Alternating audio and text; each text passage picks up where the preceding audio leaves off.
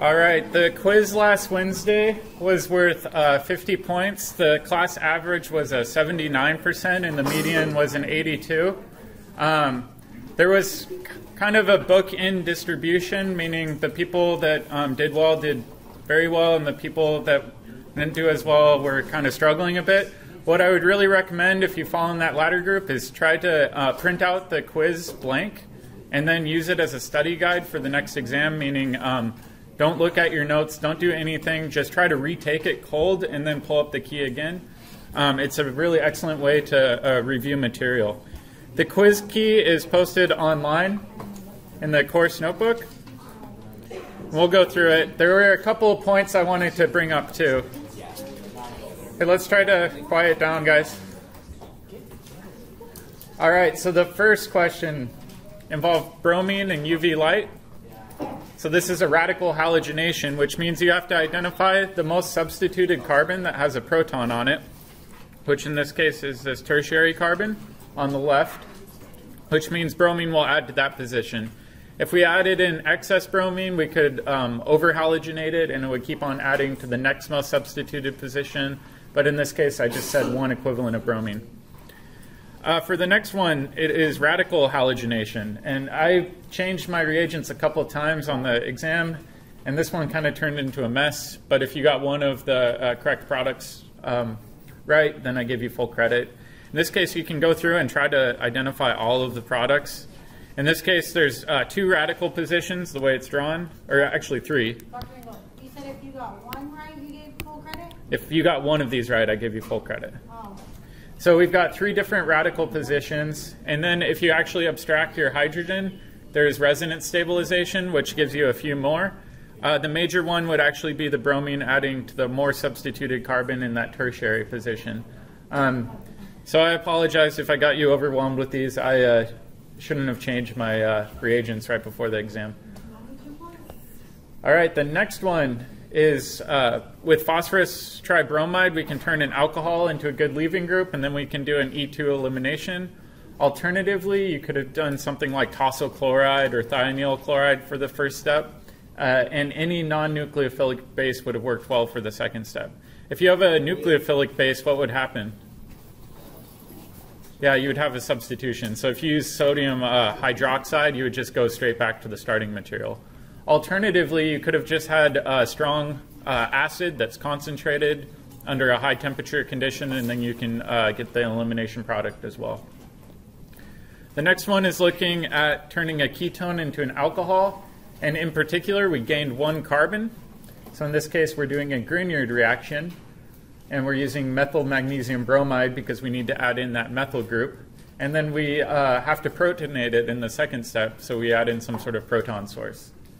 In the next one, we're going to an alcohol using sodium borohydride, which means it had to have been a ketone or aldehyde. In this case, we know it was a ketone because we're going to a secondary alcohol, and the starting ketone should be benzophenone, which is the compound shown on the left. For the next one, it was a multi-step reaction. The first step is we're doing acid-catalyzed hydration of an alkyne. So we have our mercury sulfate in that step. It will initially form an enol that will quickly tautomerize to your ketone, so make sure that you're familiar with the tautomerization step. And then lithium aluminum hydride is a little bit unnecessary for this next step. You could have used sodium borohydride, doesn't really matter. Lithium aluminum hydride will work as well. And for that reaction, you reduce the ketone down to the alcohol, and in this case, you form a new stereocenter. I didn't mark people down for that. So you should try to remember anytime you're forming a new stereocenter, you're going to get a mixture of enantiomers. All right, for the next one, it was checking to see if you remembered what the reagents did and if the reagents would work.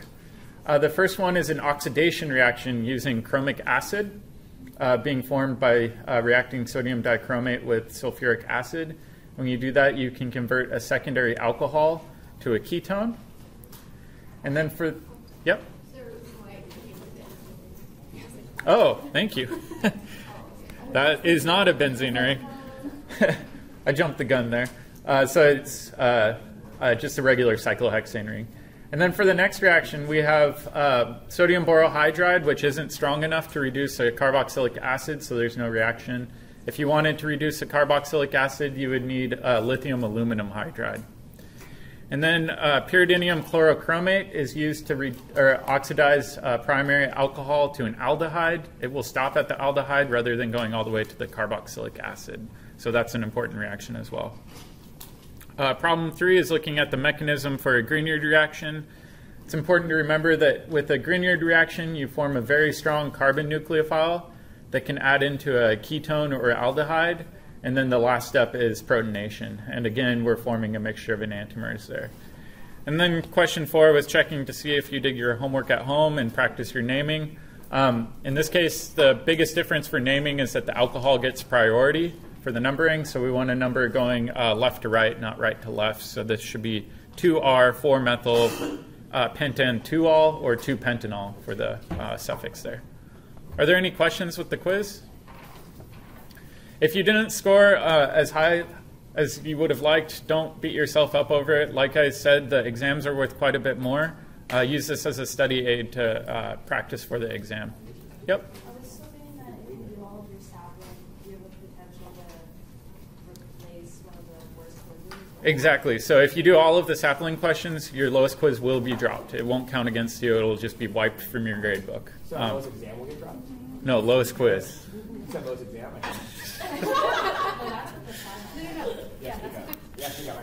I'm just going to ignore you, Kareem. All right. So last week we got a short introduction to ethers after our quiz. And we've already covered ethers a little bit. We said that it's any functional group where you've got two alkyl groups attached to an oxygen. We said that ethers are good hydrogen bond acceptors and weak Lewis bases. They're really inert and they're common functional groups. In particular, ethers are used a lot in Grignard reactions because those lone pairs can donate their electrons and stabilize metals because metals act like Lewis acids. And we covered a couple common solvents. One of them is diethyl ether, another one's tetrahydrofuran, and then 1,4-dioxane. So you'll see these occasionally in your book. The most common ones are diethyl ether and tetrahydrofuran. And then we introduced epoxides, which we said are the black sheep of the ether family. And we've already covered how to make epoxides, but we're going to study a little bit more about how they react in this chapter. And then we briefly covered cyclic ethers, and then we talked briefly about crown ethers. And crown ethers are really interesting, at least to me, because they're involved in host-guest chemistry, which is what I studied a lot of in grad school. All right, so we'll move on to more relevant chemistry. So preparation of ethers. We've actually seen a couple methods of this already, so it shouldn't look too new for you guys. The industrial method used to make ethers is very efficient, but somewhat limited. And we'll go over the industrial method here.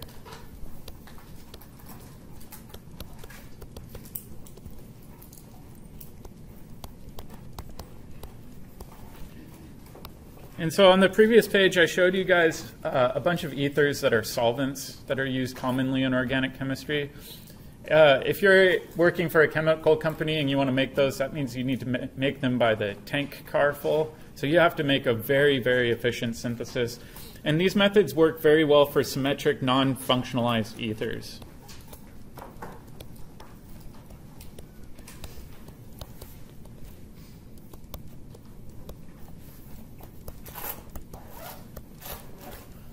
Non-functionalized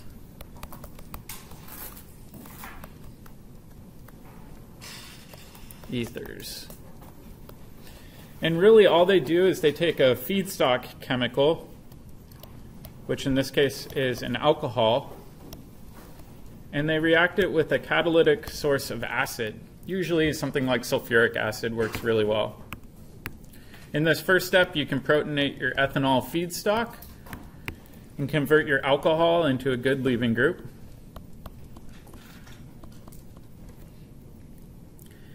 And then if you are running this full reaction in ethanol, that means you've got other ethanol molecules around that can act as nucleophiles.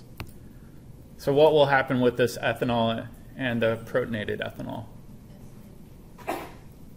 It'll be, yeah, SN2 substitution reaction. So in this case, this alcohol can act as a nucleophile, do a backside attack, and kick off water, since it's now a very good leaving group. And when we do this, we're almost to our ether. But that oxygen is now protonated. So the water that gets kicked off in this reaction can act as a weak base, deprotonate our ether,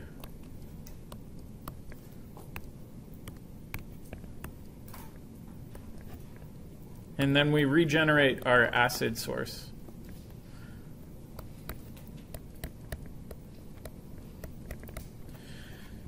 But if you notice in this reaction, the ether that we created is symmetric because we're using the same alcohol to do the nucleophilic attack as the alcohol that was used as an electrophile. You can't really create an unsymmetric ether very efficiently using this method. In addition, if you have any functional groups that are acid sensitive, this reaction just simply won't work. It will destroy your molecule. But it works well for making molecules like diethyl ether. If you want to create an unsymmetric ether, you have to use a slightly different method. And this is one we introduced, or I introduced already during one of our synthesis problems. And this is called the Williamson ether synthesis.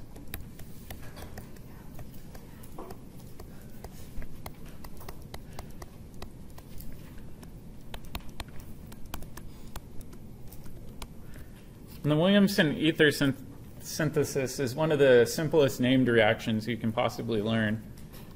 If you take an alcohol, it could be really any alcohol, you treat it with a strong base, so in this case I'll use sodium hydride. The hydride will come over and deprotonate your alcohol, didn't really show that bond well, and it will form your alkoxide.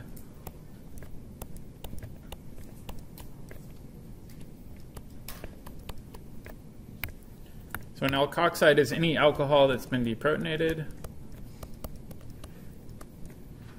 And now this alkoxide is a really good nucleophile. I'm sorry, an alkoxide is what?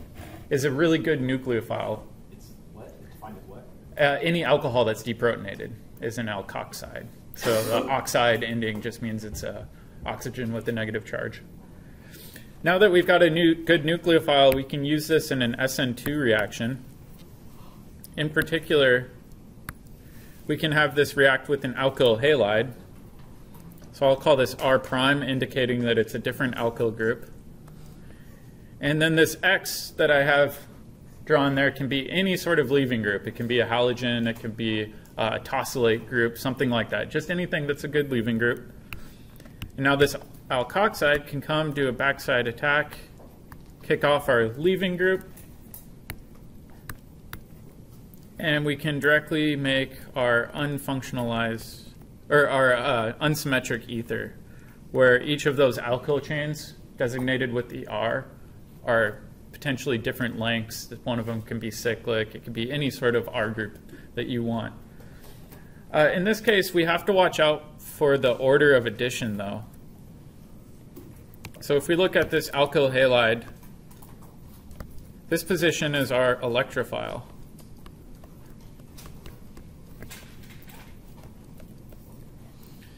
And we know that this overall reaction is going to be SN2. So should this electrophile be primary, secondary, tertiary? Does it matter? Primary or secondary? It should be primary or secondary. Why won't tertiary work well? Is it doing SN1? It would maybe do SN1. That and the backside attack is just sterically blocked, right? So we can't do a backside attack on a tertiary carbon, but we can on a primary or secondary carbon very easily. So in this case, it must be either a methyl, primary, or secondary. So the same rates of reaction correspond to whether or not it's methyl, primary, or secondary. Reactions with methyl electrophiles go much, much faster than primary. And secondary ones sometimes will work. It depends on the other steric groups that are around it, but occasionally that will work as well. They're just noticeably slower. All right, so this is the Williamson ether synthesis. It's one of the easiest ones to remember, I think. The next one is related to a reaction that we learned in our alkene chapter. And it's oxymercuration, demercuration, but this time we're using it as an ether installing mechanism, so we'll call it alkoxy. Whoop.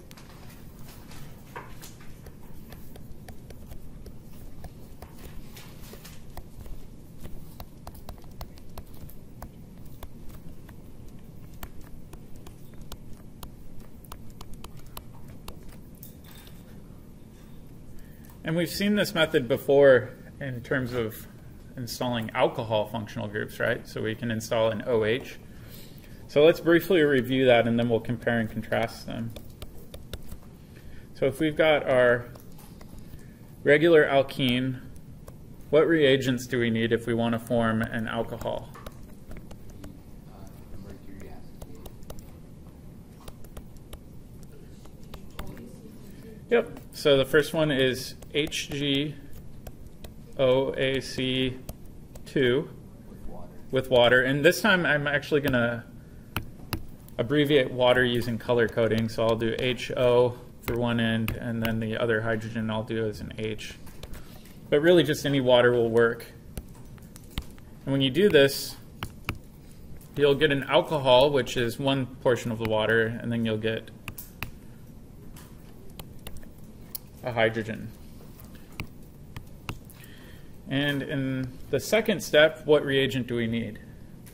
Sodium borohydride. Yep, sodium borohydride, which is our gentle reducing agent. And we said in the previous chapter that this is an alternative to acid catalyzed hydration.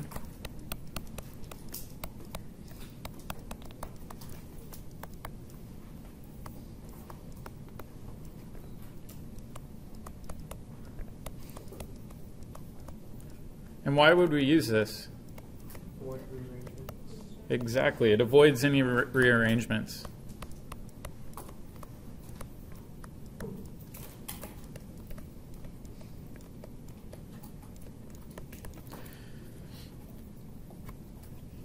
Actually, I'm going to change this one hydrogen to black, and I'll explain why in a second here. But if we look at the regiochemistry for this reaction, is it regioselective? Yes. Yes, it is. So Kareem got it. I'm not sure if he was guessing. In this case, does it add Markovnikov or anti-Markovnikov? Markovnikov. Yeah, so it adds Markovnikov. So it is regioselective. In this case, is it syn or anti for the alcohol and the hydrogen that are added? Syn. So it's also syn addition. It's always. Yep, so it's always Markovnikov, and it's always syn addition, and it avoids any of the rearrangements where we get shifting of the alcohol group due to some sort of hydride or methyl shift. For ethers, the reaction is very, very similar.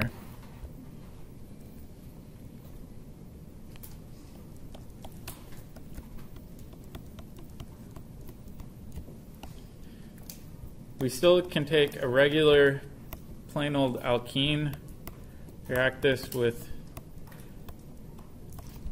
mercuric acetate, followed by sodium borohydride. But instead of using water, we just use a different alcohol, right? So we can use ROH. So it could be methanol, it could be ethanol, it could be a variety of different alcohols. And if we do this, we get the same sort of reaction, where instead of forming a hydroxyl group out there, we end up forming a new ether functionalized group, or an alkoxy group. Shoot, I keep on mixing up my colors. But just like with our regular oxymercuration, demercuration, it's going to be Markovnikov in terms of regiochemistry, and it's always going to be syn addition. The only difference for these is you want to use an alcohol instead of water.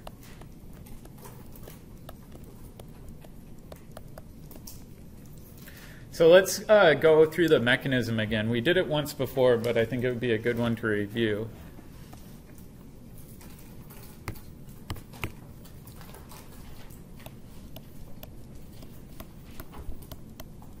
The mechanism is two parts. The first part is forming your electrophile, and then the second part is forming your mercurinium ion. So if we look at mercuric acetate, it's an organometallic reagent where we've got mercury in the center of two acetate groups. And then it's in equilibrium, where these electrons between the mercury and the oxygen can pop off. And then we form a really nice electrophile where that mercury's got a positive charge. And then we form an acetate counteranion. Now if we've got this mercuric acetate and then our alkene,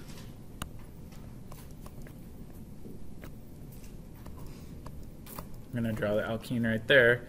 The alkene can act as a nucleophile, right? Because it's got the pi bond.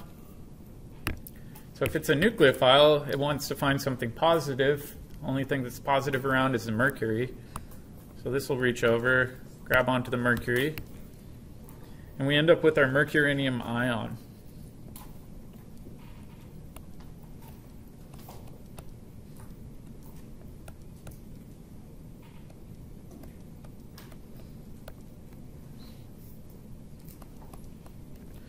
This looks a lot like our bromonium ion or our epoxides that are protonated, right? It's just a three-membered ring with something that has a positive charge in that strained three-membered ring. We know that three-membered rings are not very stable, right?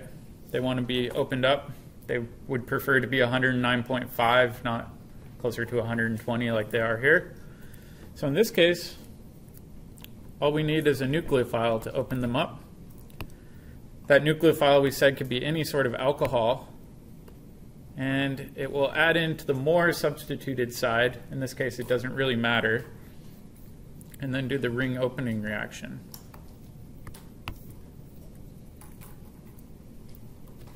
And when we do this, we invert the stereochemistry. So let me show stereochemistry a little better.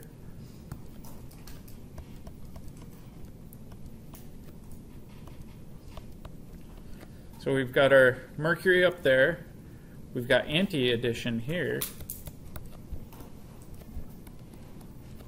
And then we inverted the stereochemistry at the position where the alcohol attached, and the other position's the same. So at this point, we've got anti-addition.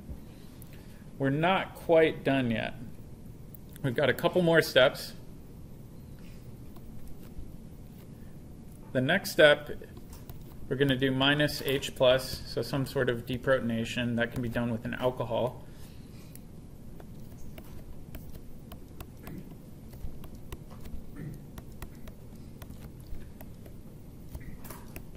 So now we're almost all the way home.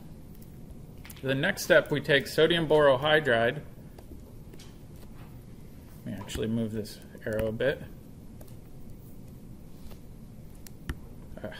Move it down. Need more space. And if we think about sodium borohydride, it's a source of hydride, right? H-. So in this case, we're going to reduce off that mercury. And when we reduce it off, we're going to invert stereochemistry at the position where the mercury is attached to. And when we do this,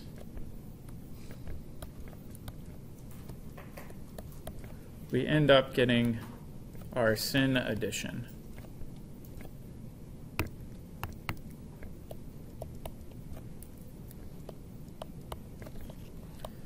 So it isn't directly syn addition. The syn addition is due to a two-step process.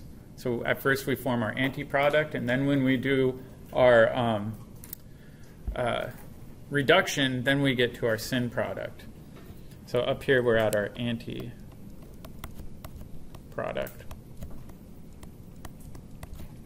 So it's a two-step reaction. It's important to remember, though, that during that reduction step, the other stereocenter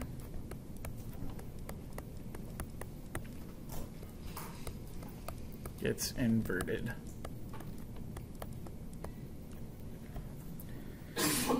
And in this case, we also have to watch out too, because we can form this mercuranium ion from the top or the bottom. So in this case, we'll also get an enantiomer as well. So this should look pretty familiar from chapter 8. This time all we did, instead of using water in this step, we ended up using an alcohol, and it does the same exact sort of reaction. Are there any questions with this synthesis, with the mechanism? The installing of hydride, is that the same as we were just looking at like last week? It's very similar. We're not going to go through the overall mechanism of it. You can think of sodium borohydride as a source of H-, which in this case is doing an SN2-like reaction at that carbon, which inverts the stereocenter. We're not going to go through the whole reaction, though. All right, the reactions for ethers are pretty straightforward. There's only one major one I want you to know, so it's nice and basic. And I mentioned, if we go back to the family picture, I guess. I like this family picture, so I'll go back to it. I said that ethers are fairly inert, kind of bland, right? Kind of like this family looks a little bit. Epoxides are the functional group that are down to business. They do some crazy things. So ethers are very, very inert. The only thing that they react with are really strong acids. So let's say we've got some sort of ether here. And I'm going to distinguish the alkyl groups with different R's. So one will be regular R, the other one will be R prime. And if you react this with a strong acid like hydrobromic acid or hydroiodic acid, you can have this oxygen get protonated and kick off our halide.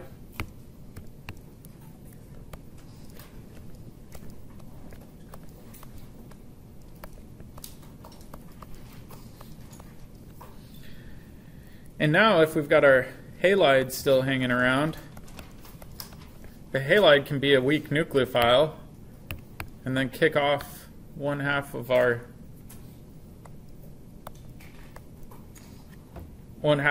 ether. So now, if we look at the product from this reaction, you end up forming an alcohol and a new alkyl halide. And if you have really, really strong acid around, it can keep on doing this. Where the alcohol will get protonated once more.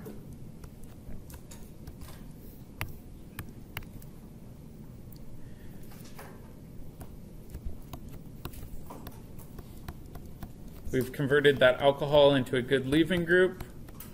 We've got our halide around. This halide can kick off the alcohol, and we form a new alkyl halide.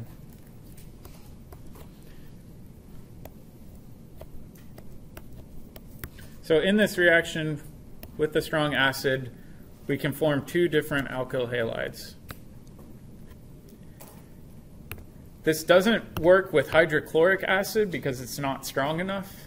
We have to use an even stronger acid, such as hydrobromic acid or hydroiodic acid.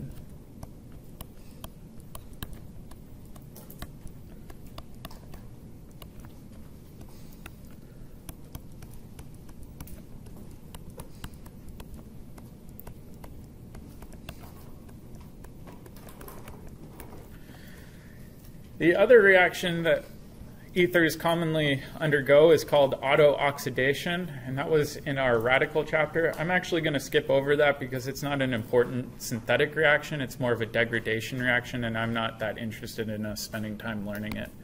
So I'll just put down skip auto-oxidation,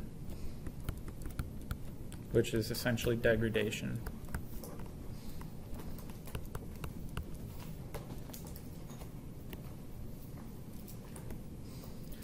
Basically, all that means is if you have a bottle of an ether out, it will slowly react with oxygen and form explosive hydroperoxides. And so if you ever look at the ether bottles that we have back in the stockroom and lab, They have a best by date, kind of like milk, where it says, please use this ether by February of next year. Otherwise, you may have a miniature bomb on your hands. So if you form these explosive hydroperoxides in a flammable solvent, that's a recipe for a bad situation. So most of these ether solvents have stabilizers in them and dates that they're good to use by, after which they have to be disposed of. All right, so let's go to preparation of epoxides. This should also be review for most of us. And we saw this in our alkene chapter. And what was the reagent that we used most of the time? Exactly. So we use peroxy acids. And the most common one that we saw was MCPBA.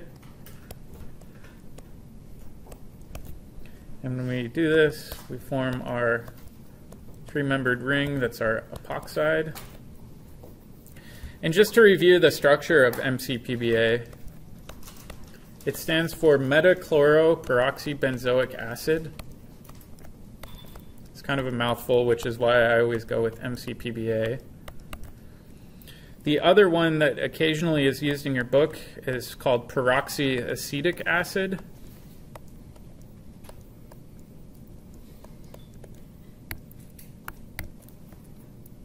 So this one's metachloroperoxybenzoic acid, and this one's peroxyacetic acid. If you notice, the similar features to both of these is they have this oxygen-oxygen bond, which is very, very reactive. It's similar to a peroxide.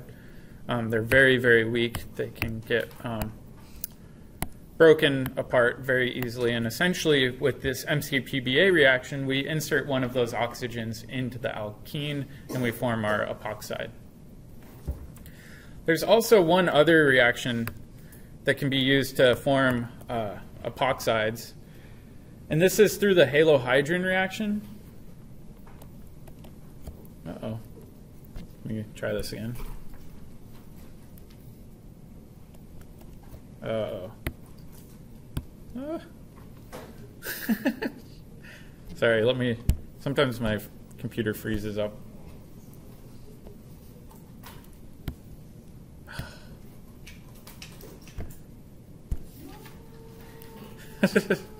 Sorry, guys. There we go. So via the halohydrin reaction. And so if we think back to our halohydrin reaction, we can take an alkene, we can react it with bromine and what else? Water. And water. And when we do that, we get anti-addition of a halide and our alcohol.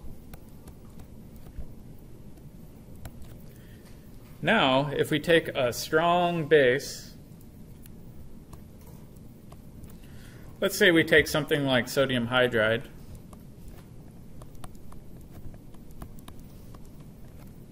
Let me actually draw this bond. This sodium hydride can come and take our proton off our alcohol, and we can form our alkoxide.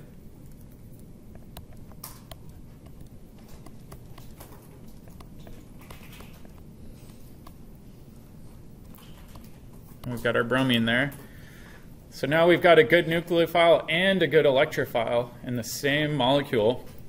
So what some people refer to this as is an intramolecular Williamson ether, because we're not reacting an alkyl halide with a separate molecule. And this can reach into the backside of that bromine and then kick it off through an SN2 reaction.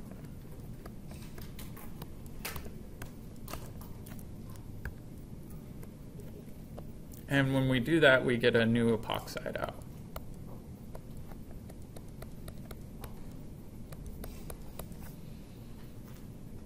And so This is one way. It's not commonly used because MCPBA is one step. This is two steps for a reaction, so this one's much, much easier. Or the MCPBA is much, much easier than an intramolecular halohydrin reaction. Is it halohydrin or hydrin? Hydrin. Sorry, this is my dyslexic side coming out. Good catch. Be a halohydrin reaction. All right, so let's take an example and practice our MCPBA. And this time I want us to think a little bit about stereochemistry. So if we have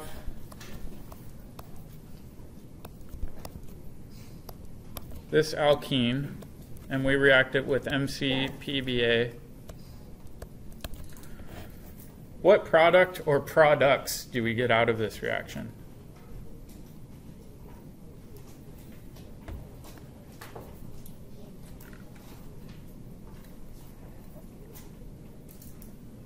I'll give you a hint. Think about the alkene. You can form an epoxide from the top face or the bottom face. Are those products the same or different? So let's draw them out and then compare. So the first one, I'll do the top face epoxide formation. That means this methyl group is sticking back. This isopropyl group is sticking forward. This methyl group is sticking forward, and this ethyl group is sticking back. And then you also would get one where you form an epoxide from the bottom face. You form your isopropyl group sticking forward, your methyl group sticking back, this one sticking forward, and that guy sticking back there. So what's the relationship between these two? Yeah, if we try to flip them over and superimpose them on one another, they won't superimpose, but they're mirror images of one another, which means that they're enantiomers. And in this case, we don't have any control over whether or not we're doing it from the top face or the bottom face. It will attack with equal probability. So if we're getting an equal mixture of enantiomers, what's this called? Racemic.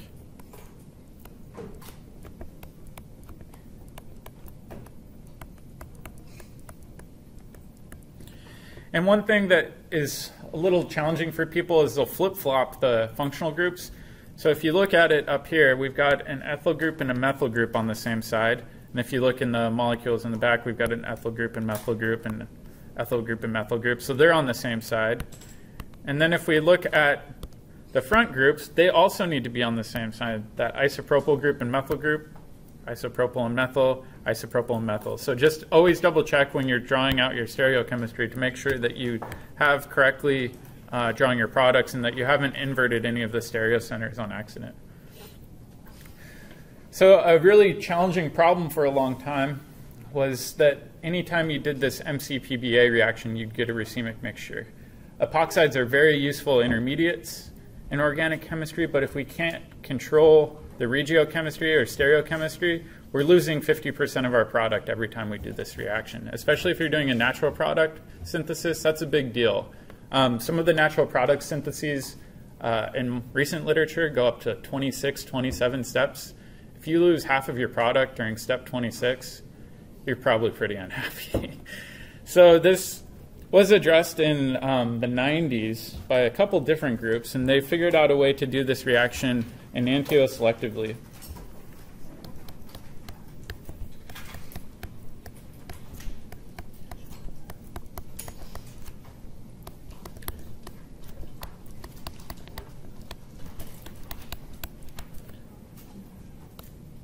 We're not going to go through the whole mechanism for this, but I wanted to show you guys it because it's a very, very important part of modern chemistry. If we have an alkene with an allylic alcohol, meaning that that alcohol is one carbon away from the alkene, we can do this reaction Enantio selectively. So when I say allylic, I mean this must be allylic. If we have one more carbon between that alkene and the alcohol, this reaction just won't work. has to be in that position. And if we do this, we can start doing some cool chemistry involving chiral catalysts. The first reagent that we use is a hydroperoxide, and then we use a titanium catalyst. So it's tetraisopropoxide, I guess. So it's TiOCH CH3 This should be a bracket. And this should be 4. And then this other reagent called plus DET, which stands for diethyl tartrate. And if you do this, you can form the epoxide exclusively on that top face of the alcohol. You don't get a mixture at all. If you run the same reaction using very similar reagents, using this hydroperoxide and then this titanium reagent,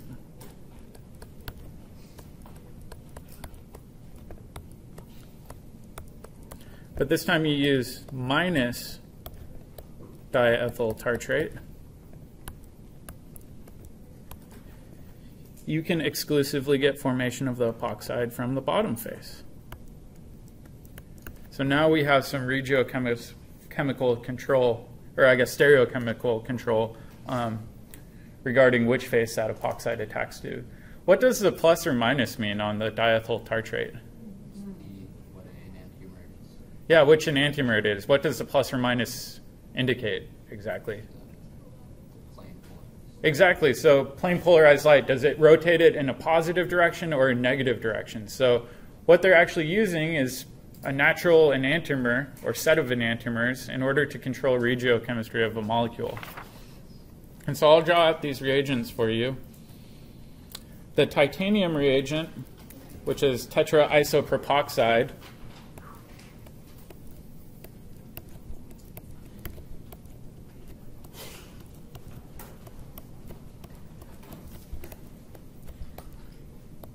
looks like that. And then if we look at our diethyl tartrate, it's got a couple different enantiomers.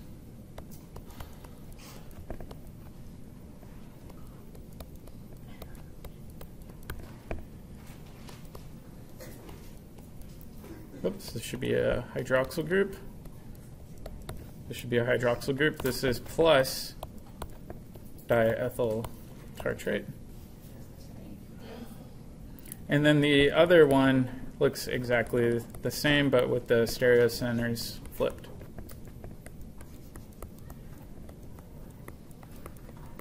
Oh, shoot.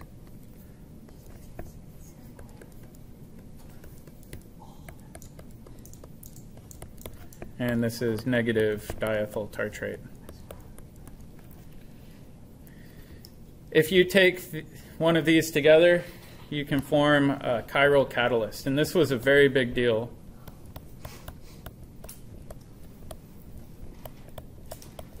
We didn't know this.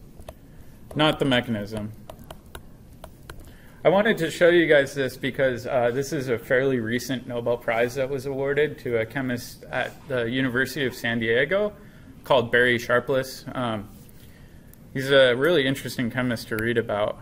And it was him and, forgetting the first name, Niori. And this was a Nobel Prize in 2001 for natural product synthesis. How do you like your magazines that tell you all this? How do you always, how are you like up to date with, You know, leisure reading. Yeah. But are they like teacher magazines? No, I really like reading about chemical history, and every time the Nobel Prize comes out, I read all about the chemists that did this work. Barry Sharpless is interesting too. I'm going to go on a tangent because I can. Apparently there's a story that he went into his research lab, and they were working with NMR tubes, which we'll see NMR tubes later this year, and they were putting it into a liquid nitrogen bath to cool it down. Well, being the PI, he just kind of came into lab and pulled out the NMR tube not knowing what was going on, which is a terrible idea. And he wasn't wearing lab goggles, right? The thing I always yell at you guys to have on. He pulled it out of the liquid nitrogen bath and it exploded in his eye. A shard of glass going instantly into his eye. So even Nobel Prize winners make stupid, stupid mistakes, and this is why everybody wears goggles in lab, regardless of how qualified you are. Nobody is too good to lose an eye. What's that? So one ironic last name. Yeah, Sharpless. No kidding. All right. So we'll spend the last minutes of class talking about the ring opening of epoxides. Why can't we just leave?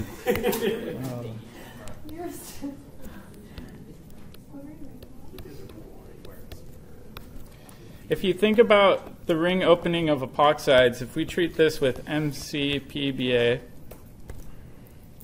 we can form a new epoxide. And then if we treat this with H+, or a source of protons, we can protonate our epoxides.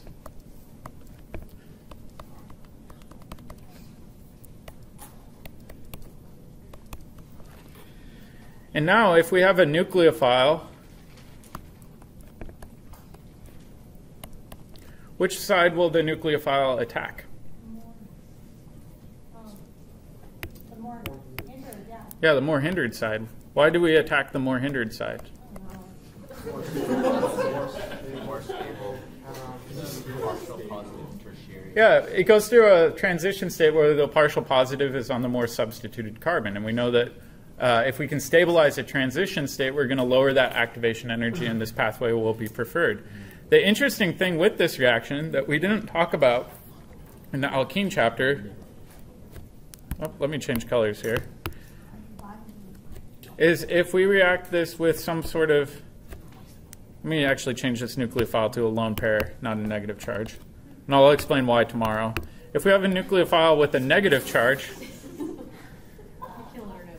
I know. If we have a nucleophile with a negative charge, meaning it's a strong base, it will actually attack the other side. Why would it attack the other side instead of the more hindered side? It's too bulky to attack them. It's too bulky, right? So if we look at this one, this is a lot like an SN2 reaction where our nucleophile will want to attack the electrophile that is least substituted. So we can get two different products depending on whether or not it's under acidic or basic conditions. So what I want you guys to do for the problem of the day is try to work through these mechanisms. We use Toslic acid for one of the reactions. That's just a source of protons, and I tried to give you guys a hint with that. But try to work through the mechanisms. Look through your Chapter 8 notes if you're a little unfamiliar with these, and then we'll spend more time talking about this tomorrow.